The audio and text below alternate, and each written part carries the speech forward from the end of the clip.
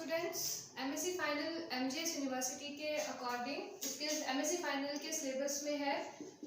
First paper है आपका nuclear physics, second paper है आपका सॉलिड स्टेट फिजिक्स और आप इसे कह सकते हैं condensed matter physics. Third paper है आपका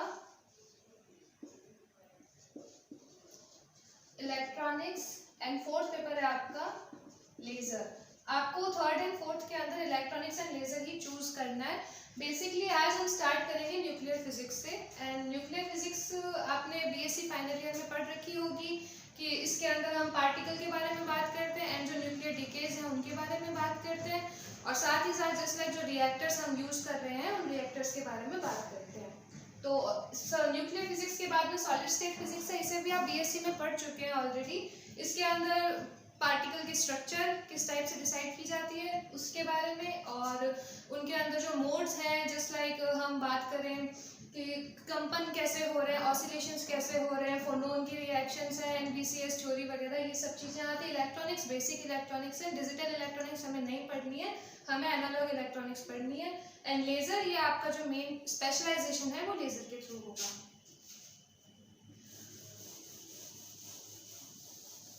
अब न्यूक्लियर फिजिक्स की अगर बात करें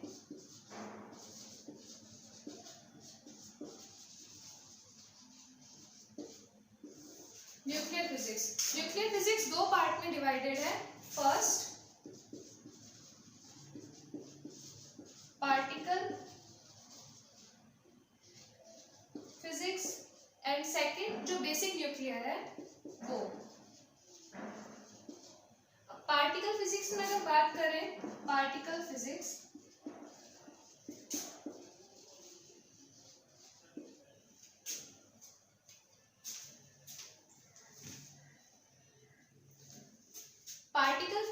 के अकॉर्डिंग हम इसमें ये देखते हैं कि जो एटम है वो किन किन चीजों से मिलकर बना हुआ है, उसमें कंसिस्टिंग चीजें क्या है, मतलब एटम की वर्किंग कैसे हो रही है, जो बेसिक डिकेज है वो किस टाइप से हो रहे हैं, उनकी स्ट्रक्चर समझने के लिए हमें पहले पार्टिकल के बारे में समझना जरूरी होता है।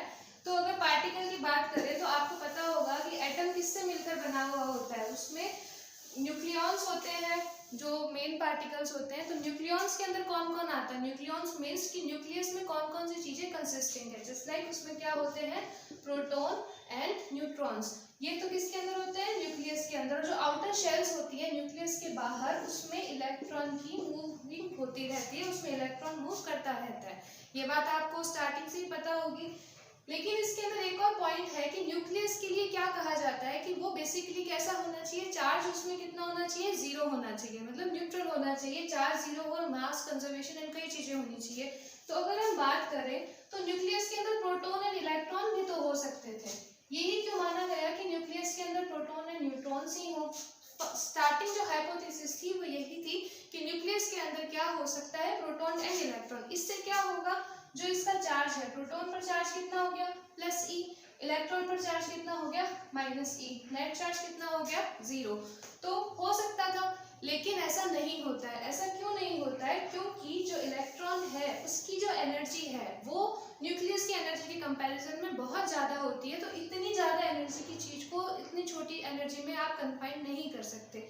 मतलब यही है कि इलेक्ट्रॉन की एनर्जी, सपोज दैट आप मान लीजिए कि 20 मेगा इलेक्ट्रॉन वोल्ट्स आप कंसीडर कर रहे हैं। न्यूक्लियस की एनर्जी कितनी होती है, 4 mega electron volt.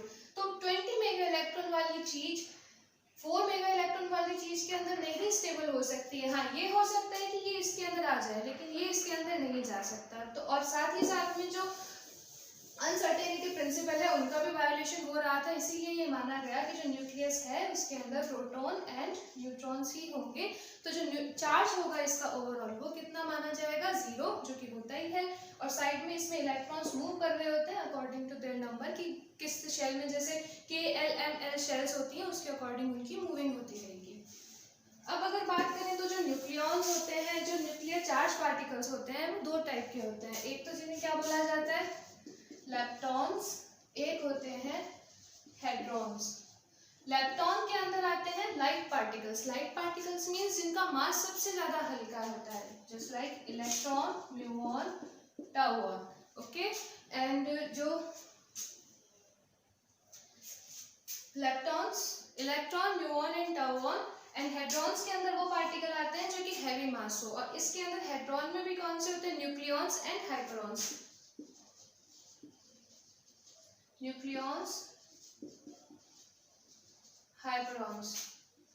Nucleons proton and neutron, and hyperon के अंदर जो एक्स्ट्रा चार्ज पार्टिकल है, मतलब आप ये कह सकते हैं कि जो बहुत हाईली चार्ज है वो आते हैं। तो हाइपरॉन्स में कौन से आ जाएंगे? Sigma, cascade, omega, lambda and gamma, ये सब ऑपरेटर्स इसके अंदर आ जाएंगे। लेप्टॉन के अंदर इलेक्ट्रॉन, म्यूऑन, टर्बोन होते हैं। साथ में हमारे पास क्या होते हैं? बोसॉन्स, जिनकी स्पिन कितनी होती है? Integer spin. एंड न्यूक्लियॉन्स, इनकी स्पिन कैसी होती है? Half integer. जस्ट लाइक इनकी स्पिन कितनी कंसीडर की जाएगी? 1/2, 1/2। सेम एज फॉर हाइपरॉन्स, इनकी स्पिन भी 1/2। एंड हम इसमें स्ट्रेंज पार्टिकल्स भी होते हैं, कई टाइप के पार्टिकल्स हैं। बोसॉन्स के अंदर कौन आते हैं? के एंड पाई। अब इसमें आपको आगे, हम जब आगे के वीडियोस में देखेंगे, आपके आगे के सिलेबस का पार्ट है कि इनके जो डीके मोड्स हैं वो हमें देखने होंगे, डीके के कंजर्वेशन लॉज हैं वो हमें देखने होंगे। इसके लिए आपके पास बीएससी की जो बुक है सीबीएच वाली, उस सीबीएच की बुक में जो 4th चैप्टर है वो, उसमें इसके बारे में काफ़ी अच्छे से एक्सप्लेन किया गया है। आप उससे इसे रीड भी कर सकते हैं। बेसिक जो पॉइंट्स हैं कि डीके कैसे होगा, कंजर्वेशन लॉज कैसे फॉलो करेंगे, उन सब के बारे में उनमें उसके थ्रू पढ़ा जा सकता है। बेसिकली हमें यही ध्यान रखना होता है कि उसके अंदर चार्ज कंजर्व रहे, उसके अंदर मास कंजर्व रहे, एनर्जी कंजर्व रहे। एंड एनर्जी कंजर्व है तो मोमेंटम तो कंजर्व रहेगा। एंड उसके बाद में हम उसके अदर पॉइंट्स पर आए तो उसके अंदर होता है स्पिन कंजर्व रहे। स्पिन का थर्ड कंपोनेंट, मतलब जिसे I3 बोला जाता है, वो कंजर्व रहे। अब I3 की वैल्यू कैसे निकाली जाती है? जस्ट लाइक I = 1 है तो I3 कहाँ से निकालेंगे? +-1 से, मतलब -1 0 1। ओके, और अगर I 1/2 है तो I3 कितना हो जाएगा? -1/2 to +1/2, मतलब माइनस वैल्यू से प्लस वैल्यू के बीच में उसको हमें वेरी करवाना है। अब -1/2 +1/2 के बीच में 0 तो नहीं आता, इस वजह से -1/2 +1/2। जस्ट लाइक अगर ये 3/2 हो तो कितना होगा? -3/2, -1/2, 1/2 एंड 3/2। ओके, तो यहाँ से हम इसे निकाल लेंगे। साथ में आती है स्ट्रेंजनेस। स्ट्रेंजनेस मतलब स्ट्रेंज पार्टिकल। स्ट्रेंज पार्टिकल वो पार्टिकल हैं कि वो बिहेव अलग तरह से कर रहे होते हैं, कुछ हद तक की कई रूल्स होते हैं उनके अंदर फॉलो नहीं हो रहे हैं, कईयों के अंदर उनमें फॉलो हो रहे हैं। जस्ट लाइक अगर हम बात करें तो जो वीक डीके होता है, जो वीक हम बात कर रहे हैं, तो उसके अंदर स्ट्रेंजनेस कभी कंजर्व नहीं रहती, क्योंकि जो वीक पार्टिकल्स हैं, जो कि इलेक्ट्रॉन्स वगैरह हैं, या फिर हम बोले कि जो वीक इंटरेक्शंस है, उनके अंदर स्ट्रेंजनेस कंजर्व नहीं रहती है। स्ट्रेंजनेस कंजर्व रहती है EM interaction and strong interactions के अंदर। ये बेसिक इंटरेक्शंस हम आगे पढ़ेंगे। अभी आप सिर्फ बेसिक चीज़ें जान लीजिए कि हमें इसके अंदर क्या क्या स्टडी करना है। और उसके बाद में जब आगे के लेक्चर्स होंगे तो न्यूक्लियर में हम आगे डीकेस के बारे में भी बात करेंगे कि just like alpha decay, beta decay and gamma decay, and इनके डीके मोड्स कैसे डिसाइड किए जाते हैं। जस्ट लाइक अल्फा डीके है तो उसके लिए कौन सा फॉर्मूला होगा, बीटा डीके कैसे होगा, गामा डीके कैसे होगा। ये आपके अभी इतना सिलेबस का पार्ट है, नो डाउट। अभी आपके लिए alpha and beta decay important है, लेकिन अकॉर्डिंग टू आगे क्या फर्दर एग्जाम के पॉइंट ऑफ व्यू से देखें तो बीटा एंड गामा डीके ज़्यादा इंपॉर्टेंट होता है। अल्फा डीके से इतने क्वेश्चंस नहीं आते हैं क्योंकि बहुत सिंपल होता है। इसमें आपको सिर्फ एक ग्राफ के बारे में रीड करना जरूरी होता है कि ये पोटेंशियल बैरियर है, यहाँ से पार्टिकल जाएगा, डीके करेगा और ऐसा आ जाएगा, जिसे आपने क्वांटम मैकेनिक्स के अंदर पढ़ रखा है कि ट्रांजिशन प्रोबेबिलिटी टनल इफेक्ट, जो कि इसको ये गीगर नट्टल लॉ जो तो हमारा था वो हमने पहले भी सॉल्व किया है, उसी को इसमें बताया गया है। बाकी बीटा डीके और गामा डीके काफ़ी इंटरेस्टिंग टॉपिक्स हैं जिसके बारे में हम अगर आगे स्टडी करें तो बेनिफिट भी बहुत है और उनमें से क्वेश्चंस भी बहुत राइज होते हैं। एंड आगे हमारे पास में इसमें आते हैं मॉडल्स। एंड मॉडल्स के अंदर क्या होता है कि बताया जाता है कि न्यूक्लियस और जो हमारा एटम है उसके अंदर बाकी इलेक्ट्रॉन्स किस तरह से रहते हैं और उनका मूविंग कैसी है, उनमें डीके कैसे हो रहा है, उस सब के बारे में बताते हैं। तो उसके बेसिकली 5 मॉडल्स होते हैं, लेकिन आपके सिलेबस के अकॉर्डिंग सिर्फ 3 मॉडल्स हैं। उसमें कौन कौन सा है? फर्स्ट ऑफ ऑल है आपके पास में लिक्विड ड्रॉप मॉडल,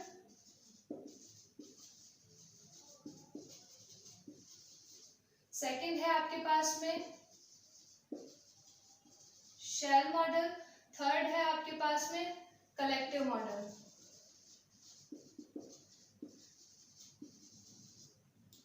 ओके, इन सब मॉडल्स के बाद में आप इन तीनों मॉडल को स्टडी करेंगे तो सबके अंदर कुछ कुछ चेंजेस है। इसके अंदर तो लिक्विड ड्रॉप की तरह माना गया न्यूक्लियस को, कि जो हमारा न्यूक्लियस होता है वो एक लिक्विड ड्रॉप की तरह बिहेव कर रहा होता है। एंड जो शेल मॉडल है उसके अंदर एक न्यूक्लियर शेल की तरह बिहेव कर रहा है। इसमें अलग अलग तरह के पोटेंशियल यूज किए गए।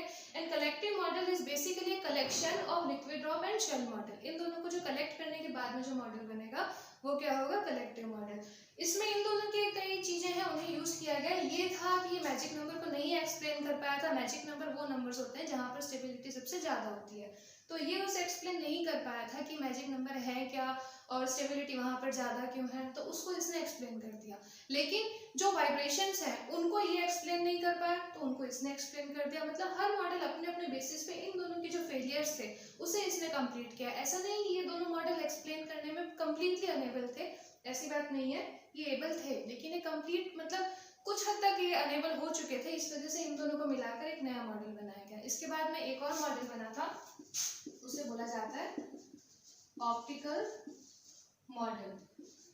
तो ऑप्टिकल मॉडल के अंदर भी बेसिक है, इन्हीं के कुछ पार्ट्स को यूज किया गया है। तो ऑप्टिकल मॉडल आपके सिलेबस के पॉइंट ऑफ व्यू से इतना इंपॉर्टेंट नहीं है, ज़्यादा इंपॉर्टेंट तो हमारे लिए ये तीन है जिन्हें हमें स्टडी करना है। उसके अंदर से भी शेल मॉडल, क्योंकि इसने मैजिक नंबर्स को कम्प्लीटली एक्सप्लेन किया था।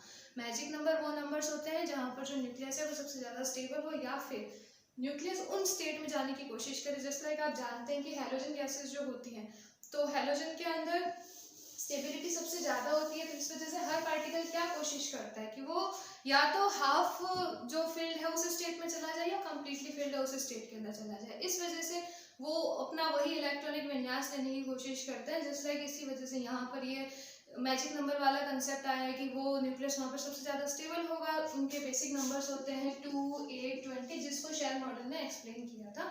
इसमें फिलिंग होती है डाउन टू अप, इस साइड से फिलिंग की जाती है। और जो हायर स्टेट होता है वो ऊपर आता है, जो लोअर स्टेट होता है वो नीचे, जो हायर स्टेट होता है वो नीचे जाता है, लोअर स्टेट होता है वो ऊपर आता है। जस्ट लाइक 1/2 -1/2 है, तो यहाँ आएगा 1/2, यहाँ आएगा -1/2। और इन स्टेट के अंदर हम फिलिंग करेंगे अकॉर्डिंग टू जो उनकी मूविंग है, जिस टाइप से हम कर रहे होते हैं 1s 1p 1d 2s 2p 2d, जो वो मूविंग होती है वो तो जब हम न्यूमेरिकल सॉल्व करेंगे तब करेंगे। पेपर में इसमें से एक क्वेश्चन आ जाता है मोस्टली, जिसके अंदर इसके बारे में पूछा जाता है। और ये इसे बोला जाता है स्पिन ऑर्बिट कपलिंग, जो अभी मैंने आपको बताया था। इस टाइप से ग्राफ बनेंगे यूँ और ऐसे मूविंग होगी डाउन टू अप, तो उसे स्पिन ऑर्बिट कपलिंग बोला जाता है। उसके थ्रू हमने इसमें फिलिंग की थी, अदरवाइज हम इसमें फिलिंग नहीं कर सकते। तो बेसिक वही मोड है इसमें फिलिंग करने का। और बाकी कलेक्टिव मॉडल वगैरह में इतने कोई स्टेट्स नहीं हैं, उसके नॉर्मल से स्टेट्स हैं। वो बेसिक पार्ट है एटॉमिक फिजिक्स का। एटॉमिक फिजिक्स के अंदर हम पढ़ते हैं कि जो वाइब्रेशनल मोड होता है उनकी एनर्जी कैसे निकाली जाती है, जो ऑसिलेशन स्टेट्स हैं उनकी एनर्जी कैसे निकाली जाती है। तो उनके स्टेट्स निकालने के लिए इन्हें जो कलेक्टिव मॉडल है उसके अंदर उससे यूज़ किया गया था। जो लिक्विड ड्रॉप मॉडल है वो बोर-व्हीलर थ्योरी के ऊपर डिपेंडेंट है। और उसके बाद में हमारे पास इसमें सबसे इंपॉर्टेंट है सेमी एम्पिरिकल मास फार्मूला, जो जिसे बोला जाता है SEMF। SEMF क्या होता है? अलग अलग जो न्यूक्लियस हमारे पास में है उस न्यूक्लियस पर कितने टाइप के एनर्जीज वर्क कर रही हैं, उन एनर्जीज को देखने के लिए semi empirical mass formula use किया जाता है। और उसके अकॉर्डिंग हम देखते हैं कि एक न्यूक्लियस पर वॉल्यूम एनर्जी भी अप्लाई हो रही है, सरफेस एनर्जी भी अप्लाई हो रही है, कूलम्ब एनर्जी भी अप्लाई हो रही है, अट्रैक्टिव एनर्जी भी अप्लाई हो रही है, पेयरिंग एनर्जी भी अप्लाई हो रही है। फिर उसके बाद में हम उसकी सिमेट्री कैसी है वो डिसाइड कर सकते हैं, और स्टेबिलिटी निकाल सकते हैं, स्पॉन्टेनियस एमिशन की कंडीशंस निकाल सकते हैं। मतलब बेसिक चीज़ें हैं जो इस फार्मूले के बाद ही हम डिसाइड कर सकते हैं कि उसमें कैसे किया जाएगा। तो आज के लिए इतना ठीक है। और उसके बाद में नेक्स्ट लेक्चर के अंदर हम स्टार्ट करेंगे पर्टिकुलर यूनिट के अकॉर्डिंग कि कौन सी यूनिट के वाइज उसके नोट्स आपको प्रोवाइड कर दिए जाएंगे और उसके अकॉर्डिंग हम उसे स्टार्ट कर देंगे। Thank you.